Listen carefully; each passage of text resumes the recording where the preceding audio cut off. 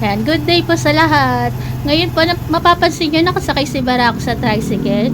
Sila pong dalawa ng kanilang papa na papunta po ng veterinary clinic para po ipa-check up si Barako. Wala na po siyang lagnat, di na po siya nilagnat ng magdamag. Pero napag-isipan po namin na ipa-check up pa rin po si Barako. Kahapon po sana ipapa-check up po namin.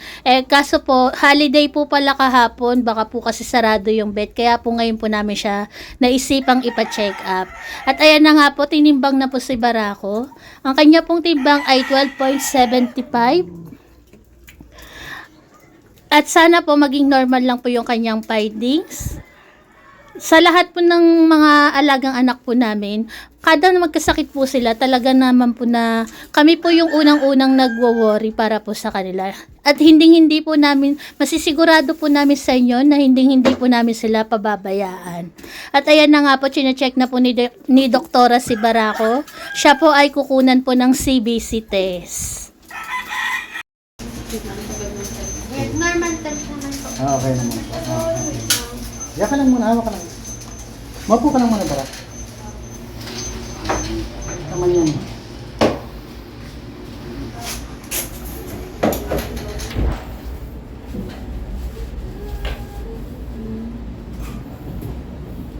Wait naman si Barak.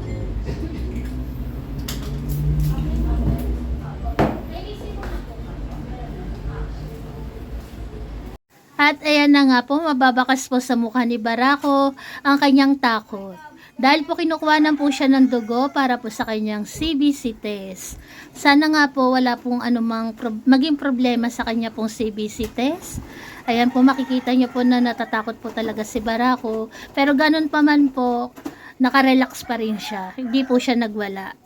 At ayan, tapos na po siyang kuhanan ng dugo. Waiting na lang po sila ng kanilang Papa Finance sa resulta. Kaya ayan, makikita nyo na po kung gaano nakasaya si Barako. Na wala na po yung takot sa kanyang mukha dahil alam niya po na tapos na siyang i-check up. Waiting na lang po sila sa resulta. At eto na nga po ang resulta. So, pag mataas na po si lymphocytes, ibig sabihin may chronic infection na po na ongoing. So, yung kanyang pula ng dugo so far, maganda naman, red blood cells and hematocrit niya. So, hindi naman siya anemic po. Yun nga lang, medyo mababa po si platelets. So, normal ng platelets, 200 to 460, 63 lang po yun sa kanya. So, marami tayong possible causes, pero yung mga common, which is yung paulit-ulit din sa kanila before, is yung platelets bumababa. So, possible yan, blood parasitism, splenomegaly, mga ganyan po. So, yun, pwede tayo mag-test kit, pero yung test kit is 900 na po yung test kit natin. Pero since may history na sila, magpapa-treatment na lang ako. Okay? So, ito na lang po yung mga meds. Una, we have doxycycline. So, 1.5 tablet po, once a day for 14 days po, after meal po. Okay? Then, we have clindamycin, ganun din. 1 capsule naman, twice a day for 14 days. Ito po, bibilhin nyo sa butika ng tao po. Then, we have vitamin B complex, 1 tablet once a day as supplement po.